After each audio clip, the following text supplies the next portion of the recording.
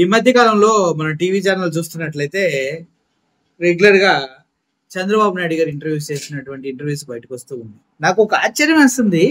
చంద్రబాబు నాయుడు గారు ఇంటర్వ్యూస్ కూడా ఓన్లీ పచ్చ మీడియాకే ఇంటర్వ్యూస్ ఇస్తాడు, ఇంక వేరే వాళ్ళకి ఇవ్వరా? అంటే వాళ్ళైతేనే ఆయన్ని భజన చేసి పొగిడి గొప్ప వ్యక్తిగా అభివర్ణిస్తూ ప్రజల్లోకి తప్పుడు సంకేతాలు తీసుకెళ్తారనేసి అంత నమ్మకమా?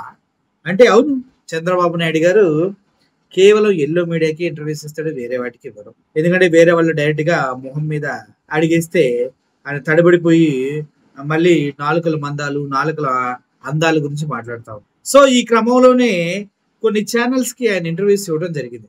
ఆ ఇంటర్వ్యూస్ ఇచ్చినప్పుడు నాకు భలే ఆశ్చర్యం వస్తుంది. వీళ్ళు భజన మామూలుగా చేయట్లేదే, ఈ రేంజ్ లో భజన చేస్తే దేవుడు కూడా ప్రత్యక్షం అవుతాడు. చంద్రబాబు నాయుడు గారు ఉబ్బి దబ్బిబ్బి అయిపోయి కళ్ళ ముందు గంతులేయటమే ఉంది చెప్పండి. ముఖ్యంగా ఎవరైతే so called TV channel super heroes ఉన్నారో, స్ఫూర్తి టీవీపై స్ఫూర్తి, ఏబిఎన్ ఆంధ్ర చూస్తే టెక్కటి కృష్ణ, మహాన్యూస్ తెలిసిన వ్యక్తి బాగా మహాన్యూస్ వంశీ, అదేవిధంగా ఇంకొక అతను ఎవరు అప్పడం గారు ఉన్నాడు, లేద్దాం అది మొత్తం పక్కన పెట్టేద్దాం.